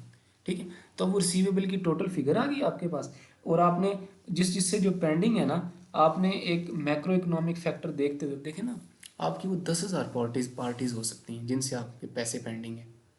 ठीक है, तो इस केस में क्या होगा कि आपने उन 10,000 पार्टी को तो आप नहीं कर सकते ना, मतलब प्रैक्टिकली नहीं है कि किस पार्टी के हालात अच्छे चल रहे हैं जी, ठीक है, आप 5 की देख लोगे, 10 की, 20 की, 30 की, 100 की, आप इतने ज़्यादा की तो नहीं दे, वो फिर आपने क्या करना है। लेकिन वो देखें जो एक सेंटर है, मरकज़ है, मतलब वो तो पाकिस्तान है ना, या कोई कंट्री है ना, उसकी इकनॉमिक कंडीशंस है ना, तो आप उन्हीं की बेसिस पे, मैक्रो इकोनॉमिक फैक्टर की बेसिस पे ना, उन सारी पार्टीज़ के अगेंस्ट एक प्रोविजन खड़ी कर लेते हैं। ठीक है, जजमेंट है ना, बिल्कुल। एक्सपेक्टेशन क्या होती है, यही तो एक्सपेक्टेशन होती हैं कि मे बी गुड और बैड, ठीक है। कल को हो सकता है कि आपने जिसके अगेंस्ट प्रोविजन खड़ी की थी कि ये पैसे नहीं आएंगे और आ गए उससे, और जिसके अगेंस्ट नहीं खड़ी की थी उसके ना आए हो, ठीक है। तो इस केस में क्या होगा, आप उनको जो है ना प्रोविजन को रिवर्स कर सकते हैं। इसीलिए तो कॉल मतलब ये प्रोविजन खड़ी कर रहे हैं कि आप इनिशियली मतलब हालात ठीक नहीं है, आप रिकॉर्ड कर लें, अगर एक्चुअल बेसिस पे रिकवरियाँ हो जाएं तो आप इनको पीएनएल में ऐड कर लेना, फिलहाल पीएनएल में एक्सपेंस आउट कर दें, ठीक है। क्रेडिट लॉस क्या होता है कि difference between cash flow we are contractually entitled to receive, कि जब मैंने कॉन्ट्रैक्ट किया था ना तो ये कैश फ्लो मुझे मिलेंगे, ये मैं इंटाइटल हुआ था। मुझे कंपनी ने ना, मैंने डेट इंस्ट्रूमेंट लिए किसी कंपनी के, ठीक है, चलो डेट इंस्ट्रूमेंट में नहीं जाते हैं, हम रिसीवेबल में जाते हैं कि मैंने सेल की 1000 रुपीज़ की किसी को, ठीक है। अब 1000 रुपीज़ मैंने ना वैसे टू बी स्पेसिफिक और सिंपल वे में रहने के लिए की है, ठीक है। सेल की 1000 रुपये की, तो अब क्या हुआ कि मैंने इनवाइस इशू कर दी, देखें ना मेरा कॉन्टैक्ट हुआ होगा उस कस्टमर के साथ, ठीक है, बातचीत हुई होगी। देखें कॉन्ट्रैक्ट लाजमी नहीं है कि कोई स्टैम्प पेपर पे ही हो, एम्प्लॉयड कॉन्ट्रैक्ट भी होते हैं। इस केस में फिर क्या हुआ कि अब मुझे राइट टू रिसीव है 1000 का, लेकिन जब मैंने सेल की लगा कि मुझे 1000 मिलेंगे, पता नहीं कोई इशू हो गए हैं, मुझे 1000 नहीं है, मुझे लग रहा है कि शायद मुझे जो है ना 800 रुपये वापस आए, क्योंकि उसके हालात ठीक नहीं चल रहे, कोई मसले मसाइल चल रहे हैं, वो तो बैंकरप्टेंसी की तरफ जा रही है, ठीक है। तो इस केस में क्या होगा कि 200 रुपये का जो है ना लॉस, वो मेरा क्रेडिट लॉस है, ठीक है, जो कि मैं क्रेडिट से लिंक्ड है उस एंटिटी की, मतलब जो फाइनेंशियल हेल्थ है ना वो अब पे ही करने की पोजीशन में ही नहीं है। तो ये मेरा क्रेडिट लॉस है कि क्या, कि जो मैंने इनिशियली कॉन्ट्रैक्ट में मैं इंटाइटल हुआ था ना पैसे रिसीव करने के, और वो कैश फ्लो जो कि अब करंट सर्कमस्टांसिस में मिलेंगे, उनका जो डिफरेंस है, this is the credit loss. Unless the credit risk attaching to the financial asset has increased significantly since initial recognition। अब देखो ये डिपेंड करता है कि जो आपने credit loss, expected credit loss measure करना है ना, वो 12 महीनों का करना है या 1 साल का करना है, या मतलब लाइफ टाइम करना है। तो ये फैक्टर्स डिसाइड करते हैं कि जब आपने इनिशियली उसको रिकॉर्ड किया था ना, उससे लेके आज तक जब आप खड़े होकर देख रहे हैं, तो क्या उसमें सिग्निफिकेंट इंक्रीज आ गया उस रिस्क में? अगर आ गया है तो भाई ठीक है, उसमें ना मसले मसाइल ज़्यादा हो गए हैं, आप उसको ना life time basis credit loss पे करें। क्योंकि देखें अगर आप 12 महीने का कर लेते हैं और शायद 13वें महीने में जाके वो बैंकरप्ट हो जाए, और आपकी सारी एस्टिमेशन जो है ना उसकी मतलब कोई वक़्त ही ना रहे, ठीक है, नहीं, आपने फिर क्या करना है इस केस में, लाइफ टाइम पे चले जाना है। और अगर आपको लग रहा हो कि उसकी क्रेडिट रिस्क की जो है वो इतनी ज़्यादा चेंज नहीं हुई, तो आप फिर 12 महीनों पे ही रहें, ठीक है। ये एंट्री है जी। तो आगे क्या लिखा कि doubts regarding the going concern status of customer would normally be recorded as prima facie evidence, कि अगर कस्टमर की जो गोइंग कंसर्न का कोई इशू है ना, तो उससे आपको साफ पता चल जाएगा कि इसके अगेंस्ट लॉस अलाउंस मुझे करना चाहिए, ठीक है। तो आपको ये समझ आ गई होगी होपफुली कि आपने ग्रॉस कैरिंग अमाउंट को बैलेंस शीट में रखना है, ठीक है, और उसमें से लॉस अलाउंस का जो कॉलम है वो नेट करके शो करवा देना है, ठीक है। और आपने देखा भी होगा कि रिसीवेबल, ग्रॉस रिसीवेबल आ रहा होता है, उसमें से माइनस कर रहे होते हैं कि प्रोविजन एज एड, ठीक है, तो वो प्रोविजन आप माइनस कर देते हैं। तो जी ये था इम्पेयरमेंट। अब इम्पेयरमेंट से रिलेटेड ही ना कुछ एक दो नोट्स और हैं, वो भी मैं आपको साथ ही करवा देता हूँ।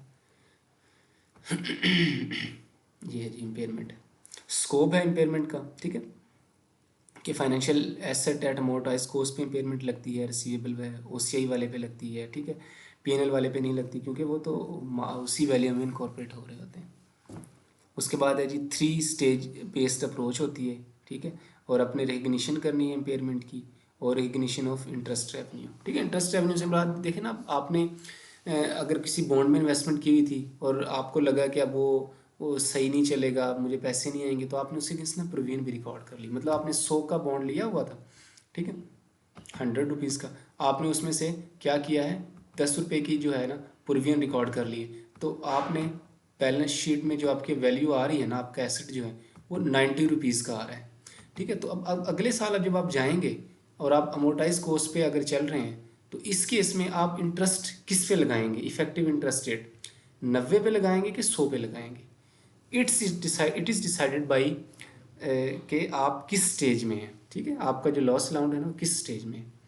तो ये वो स्टेज है कि आपने क्या करना है। इनिशियल मेजरमेंट क्या करना है कि कोई भी एसेट हो ना, स्टैंडर्ड आपको कहता है कि जब आपने उसको इनिशियल मेजरमेंट किया है ना और आपने उसको 12 मंथ एक्सपेक्टेड क्रेडिट लॉस तो लाजमी उसका देखना है। अगर नहीं बन रहा ना, देखें ना, कंपनी है, आपने इनिशियली उसके बॉन्ड्स खरीदे और बड़ी अच्छी कंपनी जा रही है, तो बिल्कुल ठीक है, आपने एक दफ़ा देखना ज़रूर है, उस पर बनता है या नहीं बनता वो बाद की बात है 12 मंथ का।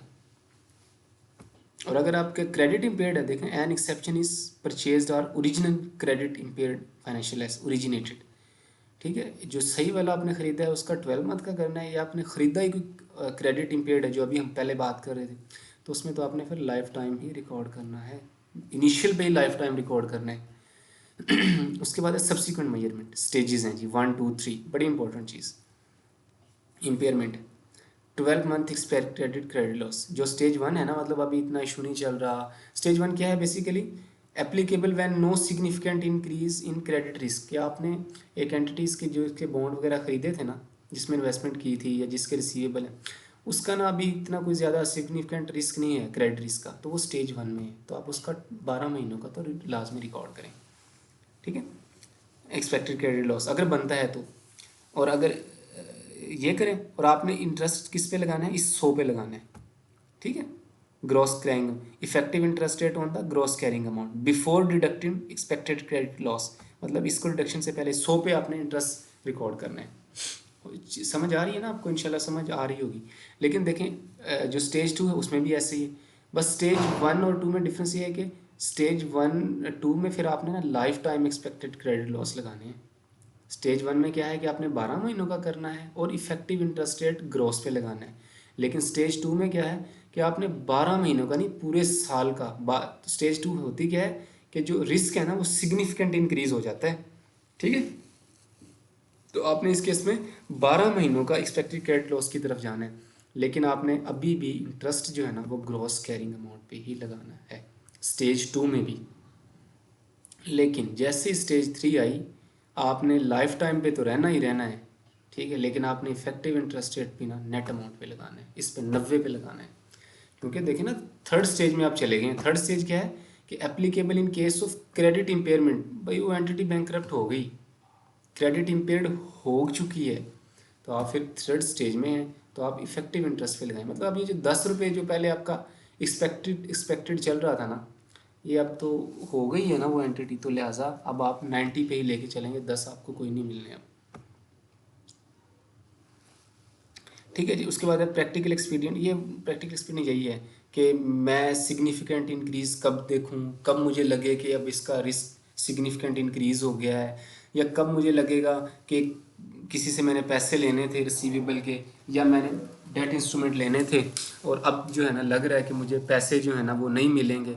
तो इस केस में क्या होगा, आपने 30 डेज स्टैंडर्ड ने एक वो रखी है लिमिट, कि अगर आपको लग रहा हो कि 30 डेज तक एक चीज़ वो हो गई है, मतलब पेंडिंग आ रही है, तो आप उसको जो है ना उसमें डाल सकते हो कि सिग्निफिकेंट इंक्रीज हो गया है। Rebuttable presumption that credit risk has increase significantly when contractual payment are more than 30 days due, ठीक है, और an entity can rebut this assumption. अच्छा, मेरे पास अजान हो रही है, I think we should wait.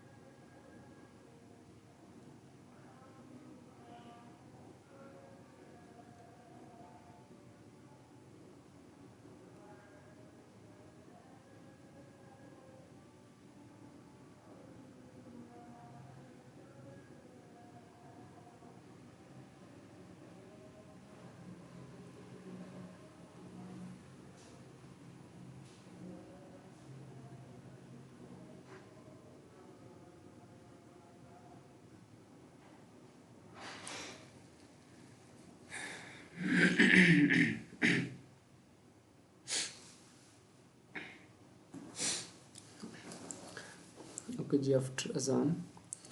ठीक है जी, रिवर्टेबल अजम्पशन का मैंने आपको बता दिया।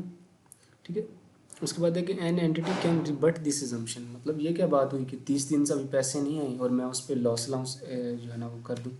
मेरी तो क्रेडिट लिमिट जो उसके साथ डिसाइड हुई वही 45 डेज़ है या वही 60 डेज़ है। तो आप इसको रिबट मतलब आप इसको साइड पे भी रख सकते हैं, स्टैंडर्ड जो कहता है उसको एक वो भी कर सकते हैं। ठीक है। Low credit risk instrument that have a low risk of default and the counterparty have a strong capacity to repay. Financial investors that are of investment grade instrument would remain in stage 1 and only 12-month expected credit loss would be provided. वो ये कह रहे हैं कि कुछ बड़े अच्छे banks होते हैं जी, जो बड़ी अच्छी कंपनीज होती हैं कि उनका पे करने की कैपेसिटी अच्छी है, तो इस केस में उनका क्रेडिट रिस्क नील होता है, तो आप उसको स्टेज 1 में ही रखते हैं और just 12 month expected credit loss ही प्रोवाइड करते हैं। उसके बाद जी जर्नल अप्रोच होती है इम्पेयरमेंट में और सिंप्लीफाइड अप्रोच। सिंप्लीफाइड अप्रोच तो फिर सिंप्लीफाइड ही है। Recognition of only lifetime expected credit loss stage 2। ठीक है, शॉर्ट टर्म जो ट्रेड रिसीवेबल है जैसे 3 महीने 6 महीने, उस केस में आप क्या करेंगे लाइफ टाइम, क्योंकि देखें ना 12 महीने के तो होते ही नहीं, मोस्टली जो है ना 5-6 महीने 2 महीने में पैसे आ जाते हैं। ठीक है, हाँ ये हो सकता है कि कुछ पार्टीज होती हैं कि उनके बैलेंसेस रिकनिंग नेचर की बड़े लंबे चले जाते हैं, लेकिन उनके साथ बिजनेस फिर भी हो रहा होता है। Expected credit loss on trade receivable can be calculated using provision matrix. ठीक है, geographical region, product type, customer rating, इस हवाले से entity will need to adjust the historical provision rate to reflect relevant information about current condition and reasonable and supportable forecast about future expectation। आपने मतलब जब ये loss ना हो, एक मैं ना इंशाल्लाह कोशिश कर रहा हूँ एक और वीडियो बनाऊँ ECL पे कि आपने ECL कैसे कैलकुलेट करना है, तो उसमें आपको समझ आ जाएगी कि हम कस्टमर की ना किस रीजन से उसका ताल्लुक है, प्रोडक्ट टाइप क्या है। ठीक है, क्योंकि देखें ना प्रोडक्ट पे फ़र्क होता है कि अगर वो कस्टमर जो है जिसको हमने सेल की है वो लेट्स सपोज कुछ इस तरह कस्टमर है कि वो हम पे डिपेंडेंट है, तो उसका मतलब है कि उस पर जो लॉस अलाउंस करेंगे ना वो कम होना चाहिए, क्योंकि उसको ही पता है कि अगर उसने पैसे ना दिए हमने तो हमने उसको मज़ीद सेल नहीं करना। ठीक है, तो उसका बिजनेस इफेक्ट होगा, तो लिहाजा उससे पैसे बड़ी ठीक आ जाते हैं। अगर उसके पैसे 2-3 महीने से भी खड़े हैं ना, तो आपको पता है कि इससे पैसे आ ही जाने हैं। ठीक है, तो मतलब ये आपने जब इम्पेयरमेंट लॉस का मॉडल लगाना है तो इस तरह की चीज़ों को भी मद्देनज़र रखना है।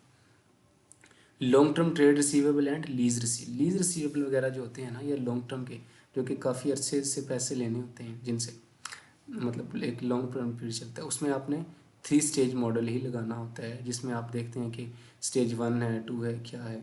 ठीक है, इसमें शॉर्ट टर्म में हमेशा स्टेज 2 ही होती है, लेकिन इसमें 3 स्टेज। इनिशियली 12 मंथ, उसके बाद अगर रिस्क बढ़ गया है तो सेकंड स्टेज में आ जाओ। और सेकंड स्टेज में क्या होता है कि आपने जो ग्रॉस कैरिंग अमाउंट पे इंटरेस्ट लगाना है और लाइफ टाइम पे लेके चलना है। और थर्ड स्टेज में क्या होता है, लाइफ टाइम पे चलना है और नेट पे लगाना है। The simplified approach where only lifetime expected credit loss are recognised. Simplified approach क्या होती है कि जिधर lifetime expected credit loss ही लगते होते हैं। मतलब ये जो अप्रोच पढ़ी है ना अभी हमने, ये लाइफ टाइम सिंप्लीफाइड अप्रोच थी। और ये है ये जर्नल अप्रोच है। जर्नल अप्रोच में क्या आपको ना 3 स्टेजेस में लेके चल रहे होते हैं। अच्छा जी, ये थी इम्पेयरमेंट से रिलेटेड स्टोरीज सारी। कोशिश की है कि मैं आपको मतलब एक एफिशिएंट वे में चीज़ें बता सकूं। ठीक है, अब हम दोबारा अपने नोट्स पे चलते हैं। इम्पेयरमेंट कंप्लीट हो गया हमारा। उसके बाद है जी, देखो ये सारा था फाइनेंशियल एसेट से रिलेटेड। अब आ गई financial liabilities. Eight initial recognition financial liabilities मतलब क्या कि आपने कोई इंस्ट्रूमेंट इशू किए हैं और आपने पैसे देने हैं लोगों के। ठीक है, एक दफ़ा आपने उनसे ले लिए हैं पैसे, आपने कागज़ का इंस्ट्रूमेंट क्या होता है, just a piece of paper, can be a piece of paper. ठीक है, और उस पर जाहिर बात है कंपनी है, जस्ट पीस ऑफ पेपर ये बात नहीं है कि कागज़ पे लिख के दे देगी, लेकिन उसके मतलब उसके पीछे प्रोटोकॉल्स जो होते हैं वो सारे लिंक्ड होते हैं।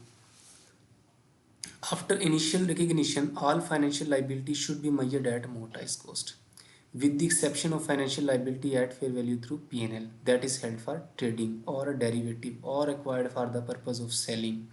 ठीक है, these should be measured at fair value if it can be measured reliably. Financial liability की 2 ही क्लास होती हैं। ठीक है, या अमोर्टाइज कॉस्ट होगी या फिर क्या होगी, वो होगी फेयर वैल्यू थ्रू P&L में। इसमें इस तरह नहीं होता कि डेट इंस्ट्रूमेंट है कि इक्विटी है, नहीं। फाइनेंशियल लाइबिलिटी लोगों के पैसे देने हैं। ठीक है, या तो मैं उसको अमोर्टाइज कॉस्ट पे उस वैल्यू को मेजर करूँगा, या किस पे करूँगा, फेयर वैल्यू थ्रू P&L पे। फेयर वैल्यू थ्रू P&L क्या जाएगी, ट्रेडिंग वाली, और जो लॉन्ग टर्म होगी वो अमोर्टाइज कॉस्ट पे जाएगी। देखें ना, अब प्रैक्टिकल में बताऊँ कि जो कंपनी ने बैंक वगैरह से लोन लिए होते हैं, ट्रेड एंड अदर पेबल्स में चीज़ें आ रही हैं। ठीक है, या लोन्स हैं, हमारी फाइनेंसिंग है, we are these are the financial liability of the companies. Reclassification of financial liability is not permitted. ठीक है, रिक्लासिफिकेशन इसमें परमिट नहीं होती, जैसे हम पढ़ के आए थे ना उधर, तो इसमें वो नहीं होता। Derecognize the liability when the obligation specified. अच्छा, डी रिकग्निशन इसकी ना इधर ही पढ़ लेते हैं, उसकी तो अभी हमने स्किप किया ना, वो पढ़ते हैं फाइनेंशियल एसेट्स की। इसमें क्या है कि कब आपने डी रिकग्नाइज करना है फाइनेंशियल लाइबिलिटी को, कि जब आपने उसकी पेमेंट कर दी, आपकी लाइबिलिटी डिस्चार्ज होगी तो आप उसको डी रिकग्नाइज कर दें, या कैंसिल होगी या एक्सपायर्ड होगी उसको, मतलब अब आपका एक जो ऑब्लिगेशन टू पे है ना वो ख़त्म होगी जब भी, तो आप उसको डी रिकग्नाइज करते हैं। ठीक है, हाँ, अब इसमें ना एक चीज़ बड़ी इंपॉर्टेंट है, इसमें रिक्लासिफिकेशन नहीं हो सकती, लेकिन इसमें रीस्ट्रक्चरिंग हो सकती है। ये भी हो सकता है ना कि आपने किसी से ना पैसे आपने किसी के देने थे बैंक्स के, वो शॉर्ट टर्म लोन था, आप पे हालात ख़राब हो गए, आप पैसे दे नहीं पा रहे, बैंक ने कहा कि इनसे पैसे मतलब इन्होंने पे दे तो पा नहीं रहे टाइम पे, तो एक तो तरीक़ेकार ये है ना कि इनके साथ बिज़नेस ही बंद कर दिया जाए, जो जिन एसेट्स पे जिन पे कोई चार्ज क्रिएट था, जिन पे कोई वो क्रिएट था, सिक्योर थे, वो ज़ब्त कर लिए जाएँ। या दूसरा तरीका है कि यार कंपनी है, चल रही है, रेगुलर बिजनेस तो करना है ना, क्या अब तो हालात बेहतर हो ही जाएँ, तो क्यों ना जितने पैसे दे रहे हैं बस वो लेते रहें और इस लोन को ना रीस्ट्रक्चर कर लें। ठीक है, ताकि अब एक दूसरे की जो बैलेंस वो है ना स्टेटमेंट, फाइनेंशियल वो है फाइनेंशियल स्टेटमेंट, वो ठीक हो जाए। देखें ना, क्योंकि आपने एक लोन देना था, लेट्स सपोज आपने 30 जून पे उसकी पेमेंट करनी थी, आपके लिए वो करंट लाइबिलिटी थी, अब बैंक के लिए वो करंट एसेट भी था। ठीक, और आप नहीं कर सके, तो इस केस में क्या हुआ कि अकाउंटिंग मिसमैच से बचने के लिए बोथ पार्टीज सिट मतलब वो बैठते हैं टेबल पे, बातचीत करते हैं कि इसको ना रिस्ट्रक्चर कर लेते हैं, क्यों ना इस लाइबिलिटी को हम नॉन करंट लाइबिलिटी आपके लिए बना दें और हम अपना नॉन करंट एसेट बना लें, और नीचे एक नोट दे के लिख दें कि ये जो लोन था ये फ़लाँ बैंक से था, मसले मसाइल मतलब कंपनी के हालात ऐसे हैं तो बैंक ने कहा कि इसको रिस्ट्रक्चर कर लेते हैं, और रिस्ट्रक्चर के स्केजुअल बन जाते हैं, रीपेमेंट स्केजुअल, उस हिसाब से फिर उसकी दोबारा काउंटिंग स्टार्ट कर दें। जो उस वैल्यू की मेजरमेंट में कोई चेंज आए आप गेन लॉस रिकॉर्ड कर लें प्रॉफिट एंड लॉस अकाउंट में। ठीक है, अब ये जो रिस्ट्रक्चरिंग है ये दो तरह की हो सकती है, ये मेजर रिस्ट्रक्चरिंग भी हो सकती है, ये माइनर भी हो सकती है। ठीक है, मेजर और माइनर में क्या फ़र्क है? माइनर तो सिंपल है ना कि आपने मतलब एक एस्टिमेट है कि अगर आपकी ओरिजिनल वैल्यू में 10% से ज़्यादा चेंज ना आए ना तो वो माइनर है। तो ठीक है, तो माइनर को जस्ट आप फाइनेंशियल लाइबिलिटी की वैल्यू चेंज करें और इसको जो है ना जो डिफरेंस है उसको पीएनएल में चार्ज कर दें। लेट्स सपोज आपने किसी के 900 रुपये देने थे, ठीक है, और बैंक ने कहा कि करंट लाइबिलिटी आप पे नहीं कर सके तो आप उसको नॉन करंट बना लिया, और अब आपने जब नॉन करंट बनाया है ना रिस्ट्रक्चरिंग में गए तो आपने 905 देने हैं उसके। ठीक है, तो आप 5 रुपये की एंट्री ये करें कि expense debit liability credit liability को 905 पे ले जाएं, 5 रुपये को पीएनएल में चार्ज करवा दें। मेजर है कि 900 देने थे, बैंक ने कहा कि देखें आप पैसे तो दे नहीं पा रहे तो हम आपसे 2-3 साल में तो लेंगे लेकिन 900 नहीं लेंगे, आपसे 1200 रुपये लेंगे। देखें वैल्यू बहुत चेंज हो गई है, मेजर रिस्ट्रक्चरिंग। ठीक है, तो मेजर में फिर आपने क्या है, आपने अपनी लाइबिलिटी को रिकॉर्ड करना है, मतलब एक आपने फिर उसमें मतलब मेजर में ये होता है कि एक लाइबिलिटी ना इनिशियली तौर पे मतलब आप जो है ना उसको फिर 1200 के उस हिसाब से जो है ना चीज़ों को लेके चलेंगे, मतलब 900 पे खड़ी है उसको 1200 पे लेके आएंगे और अब आगे 1200 से जो है ना लेके इसको चल रहे होते हैं, क्योंकि मेजर रिस्ट्रक्चरिंग होगी। अब आपने ऑनवर्ड जो स्केजुअल चलाने हैं ना वो भी 1200 के चलाने हैं, इंटरेस्ट रेट भी 1200 से लेके चलना है, इस तरीके से आपने इसको चलना है। ट्रांजैक्शन कॉस्ट आपको बता दिया था कि अगर फाइनेंशियल लाइबिलिटी है ना तो इस केस में ट्रांजैक्शन कॉस्ट किधर जाती है, वो डिडक्ट हो जाती है लाइबिलिटी की वैल्यू से, अगर आपने मोटाइज कॉस्ट पे उसको मेजर कर रहे हैं। अगर फिर थ्रू पीएनएल पे लेके चल रहे हैं तो वो एक्सपेंस आउट होती है। उसके बाद सब्सिक्वेंट मेजरमेंट वेरी सिंपल, अगर पीएनएल पे है तो आपने हर पीरियड पे फेयर वैल्यू मेजरमेंट अपडेट करनी है, पीएनएल को चार्ज करवा देनी है। अगर मोटाइज कॉस्ट पे है तो आपने क्या करना है, इफेक्टिव इंटरेस्ट रेट मेथड के हिसाब से चलना है। उसके बाद देखें ना लाइबिलिटी है ना तो इसमें बड़ी इंपॉर्टेंट चीज़ है credit risk. IFRS 9 require the financial liability which are designated as fair value through profit or loss are treated differently।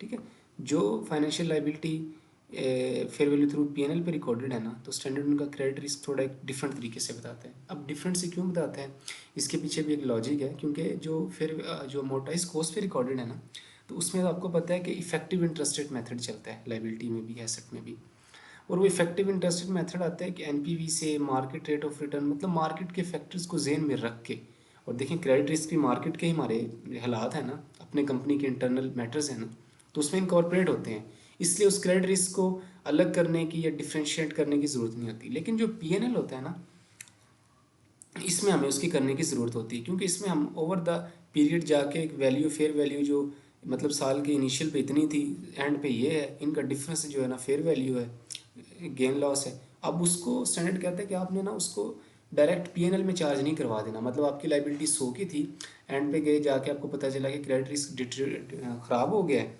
120 देने हैं अब हमने, तो बिल्कुल ठीक है देने हैं तो आप ये करें कि 20 रुपये एक्सपेंस आउट, मतलब एक तो ये तरीका है ना कि मैं लाइबिलिटी को क्रेडिट कर लूँ 20 से और एक्सपेंस आउट कर दूँ 20 से, नहीं सेंड आपको कहता है कि आप ये देखें इस पॉइंट ऑफ टाइम पे खड़े होके कि any change in the fair value resulting from credit risk, उस एंटिटी के अपने क्रेडिट रिस्क से कितनी वैल्यू चेंज हुई। एक रिस्क देखें ना, ये 20 रुपये की जो चेंज है ना ये ओवरऑल चेंज है, हो सकता है कि मार्केट के हालात ज़्यादा ख़राब हो और कंपनी के अपने बड़े मतलब देखें ना कैसे प्रैक्टिकल एग्जाम्पल एक्सपोर्ट का बिजनेस है। नहीं आपको पता है कि इस टाइम पाकिस्तान में जो टेक्सटाइल बिजनेसेस हैं they are experiencing very difficult, ठीक है, but those textile units that are export based are very good, they are enjoying. ठीक है, तो यही बात है ना कि लाजमी नहीं है कि बाहर के हालात से आपको फ़र्क पड़े इतना ज़्यादा। देखो फ़र्क पड़ता है, ओवरऑल इकोनॉमी में डिफरेंसेस क्रिएट हो जाते हैं, लेकिन स्पेसिफिक रहते हुए हम यही है कि आपका जो 20 रुपये का गेन लॉस है, आप देखें कि उसमें से मेरे अपने कंपनी की क्रेडिट रिस्क से कितना ताल्लुक है, मतलब मेरी अपनी क्रेडिट रिस्क कितनी डेटेरियोरेट हुई है, तो वो आप अदर कॉम्प्रिहेंसिव इनकम में चार्ज करें और जो बाकी बच जाए वो P&L में चार्ज करें। Changes in the financial liability credit risk affect the fair value of the financial liability. This means that when an entity credit worthiness deteriorates, the fair value of its issued debt will decrease. ठीक है, जब entity की credit risk बढ़ जाएगा, मतलब उसका credit risk deteriorate होगा, then क्या होगा, फेयर वैल्यू उसकी डेट इंस्ट्रूमेंट की डिक्रीज हो जाएगी। ठीक है, क्योंकि लोगों का उस पर ट्रस्ट ही ख़त्म हो जाएगा। लोग कहेंगे पता नहीं कि ये कब बैंकक्रप्ट हो जाए, हमारे पैसे ही डूब जाएं। The exception is where such treatment creates an enlarges an accounting mismatch in which case it is recognize in profit और लॉस। ठीक है, कुछ केसेस में ना वो कह रहे हैं कि ये जो अकाउंटिंग मिसमैच भी आ जाता है इससे, मतलब कोई बहुत ज़्यादा अगर उसमें चेंजेस आना शुरू हो जाएं, देन फिर OCI और P&L में नहीं इसको करते, आप इसको P&L में ही चार्ज करवा देते हैं। ठीक है, N accounting mismatch is a measurement और रिकग्निशन। अकाउंटिंग मिसमैच की डेफिनेशन शुरू कर दी है भाईजान ने। वो कह रहा है कि अकाउंटिंग मिसमैच क्या होता है कि रिकग्निशन या इनकन्सिस्टेंसी होती है रिकग्निशन में या मेजरमेंट में, कि जब आप डिफरेंट बेसिस पे रिकॉर्ड कर रहे हो। ठीक है जी, ये क्रेडिट रिस्क था और ये फाइनेंशियल लाइबिलिटी इधर ही कंप्लीट है, मतलब जस्ट क्या इनिशियल मेजरमेंट है इसकी, सब्सिक्वेंट है, और क्रेडिट रिस्क से रिलेटेड रिस्क है, वो हैं चीज़ें। ठीक है, और बाकी इसमें एक चीज़ इधर नहीं लिखी, वो मैंने आपको वैसे बता दी है कि अगर रिस्ट्रक्चरिंग हो जाए तो आपने इसको कैसे लेकर चलना है। अच्छा जी, उसके बाद है ना हम ये भी पढ़ लेते हैं एम्बेडेड डेरिवेटिव्स, ये क्या होते हैं। लेकिन एम्बेडेड डेरिवेटिव पढ़ाने से पहले मैं आपको एक दफ़ा जो है ना एक चीज़ जो हम छोड़ के आए थे वो कर लें, डी रिकग्निशन ऑफ एसेट्स, वो हमने छोड़ दी थी। एसेट्स को आपको मैंने बता दिया रिकग्निशन कब करना है, इनिशियल रिकग्निशन क्या है, ठीक है, रिक्लासिफिकेशन क्या है, इनिशियल मेजरमेंट क्या है, सब्सिक्वेंट मेजरमेंट क्या है। अब है डी रिकग्नाइज करना है कि एसेट रिकॉर्ड थे मेरी फाइनेंशियल पोजीशन में, अब मैंने इनको ख़त्म करना है, डी रिकग्नाइज करना है, तो मैं इसको कैसे करना है वो उसको देखते हैं। देखें ना जी, डी रिकग्निशन यही है ना कि एक एसेट मैंने ख़रीदा इन्वेस्टमेंट की डेट इंस्ट्रूमेंट में, ठीक है, एक कंपनी के, मैंने 100 रुपीज़ का 100 रुपीज़ की फेस वैल्यू का ख़रीदा 90 रुपीज़ में। मेच्योरिटी पे मैं गया उस कंपनी के पास, उसे कहा कि मुझे अब मेरे पैसे वापस कर दी, मैंने उनको इंस्ट्रूमेंट वापस कर दिया और 100 रुपये लेके आ गया। तो अब मैं क्या करूँगा, पैसे ले आया ना, तो अब मेरे पास उस इंस्ट्रूमेंट का राइट तो नहीं रहा, दोबारा तो पैसे नहीं ले सकता, तो लिहाजा मैं उसको डी रिकग्नाइज कर दूँगा। Derecognition is the removal of previously recognized financial instrument from an entity's statement of financial position. An entity should derecognize an asset when the contractual right to the cash flow from the financial asset expires, या आप ले लें उसको, are the entity transfer the fine. ये भी हो सकता है ना कि आपने वो इंस्ट्रूमेंट आपने किसी और के पैसे देने थे, आपने कहा कि यार ये मैंने ना 2 महीने बाद स्टेट बैंक के बॉन्ड खरीदे हुए हैं, तो काइंडली ना आप, मेरे पास अभी पैसे नहीं है तो ये बॉन्ड ले लें मेरे से, आप कैश करवा लीजिएगा इनको। ठीक है, तो ट्रांसफ़र कर दिया ना आपने अपना राइट, तो ये इसका मतलब, और रिस्क एंड रिवार्ड उससे ट्रांसफ़र कर दी, तो ये भी डी रिकग्निशन होगी। ठीक है, मतलब ये डी रिकग्निशन की फॉर्म है। आप खुद पैसे ले आएँ, आप अपना राइट ट्रांसफ़र कर दें, आपने कुछ भी नहीं किया, एक्सपायर हो गया, आपको मिलना ही नहीं अब, तो बिल्कुल ठीक है, फिर भी डी रिकग्नाइज करें उसको। It is possible for only a part of financial asset और liability to be recognise, derecognise. कई दफ़ा ऐसे होता है कि पूरा इंस्ट्रूमेंट नहीं डी रिकग्नाइज होता, क्योंकि उससे रिलेटेड पार्ट जो है ना वो होता है, तो इस केस में आप उस पार्ट को रिकग्नाइज डिकग्नाइज कर दें। This is allowed if the part comprises only specified identified cash flow, only a fully proportionate share of the total cash flow. ये आप कब करेंगे पार्ट, ज़ाहिर बात है जब उस पार्ट को सेपरेट कर सकते हो, तो तभी आप उसको वो करेंगे। For example, if an entity holds a bond, it has the right to two separate set of cash inflows. एक बॉन्ड है आपके पास, दो सेपरेट कैश फ्लो के राइट्स हैं, क्या है, those relating to the principal and those relating to the interest. देखो ना, बॉन्ड है ना, आपको एक तो प्रिंसिपल वापस मिलना है, दूसरा इंटरेस्ट मिलना है। ठीक है, it could sell the right to receive the instrument interest to another party while retailing the right to receive principal. आप किसी को कहते हैं कि यार मुझे जो पैसे आने थे ना इंटरेस्ट की फॉर्म में, ये राइट आप रख लें, ठीक है, आपने मतलब उसके अगेंस्ट एडजस्टमेंट करवा ली किसी भी चीज़ की, ठीक है, लेकिन प्रिंसिपल आप नहीं लेना है। तो देखें ना, आपने एक पार्ट जो है ना इंस्ट्रूमेंट का वो डीरेकग्नाइज कर दिया, तो आप उसको डीरेकग्नाइज कर दें।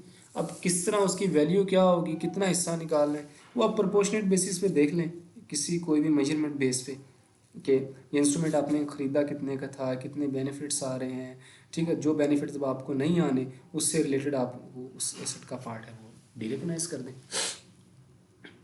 डीरेकग्नाइज करेंगे तो आपको पता है क्या करना है कि आपने उस एसेट को क्रेडिट करना है, कैश या बैंक को डेबिट करना है, ठीक है। Only derecognition the amount to be included in net profit और loss for the period is calculated as follows, ठीक है। प्रॉफिट और लॉस में क्या जाएगी, carrying amount allocated to the part derecognise, कि आपकी जो कैरिंग अमाउंट थी ना वो उस पार्ट को कितनी डी एलोकेट हुई है वो, ठीक है, उससे क्रेडिट हो जाएगा, डेबिट हो जाएगा जो आपको पैसे मिले हैं वो कंसिडरेशन रिसीव्ड, बाकी का जो डिफरेंस है वो किधर जाएगा, पीएनएल में, ठीक है। डीरेकग्निशन ऑफ फाइनेंशियल लाइबिलिटी बड़ा सिंपल है कि financial liability is derecognised when it is extinguished, when the obligation specified in the contract is discharged or cancelled or expired. Any gain or losses on the derecognition of financial liability are part of financial liability. जिस तरह asset का part डीरेकग्निशन होता है ना, liability का भी हो सकता है, वो आपने किधर करना है, पीएनएल में चार्ज करवाना है। तो ये जी डीरेकग्निशन होगी, ठीक है। एक और नोट्स हैं उससे भी हम डीरेकग्निशन को फर्दर जो है वो कर सकते हैं। वैसे यही हैं चीज़ें डीरेकग्निशन में भी, ठीक है। अब हमारा लास्ट टॉपिक रह गया है इस स्टैंडर्ड में IFRS 9 में, that is embedded derivative. Embedded है और हेज अकाउंटिंग, हेज अकाउंटिंग की मैं इंशाल्लाह ने एक सेपरेट वीडियो बनाऊंगा, लेकिन एम्बेडेड डेरिवेटिव है जो वो अभी हम कर लेते हैं।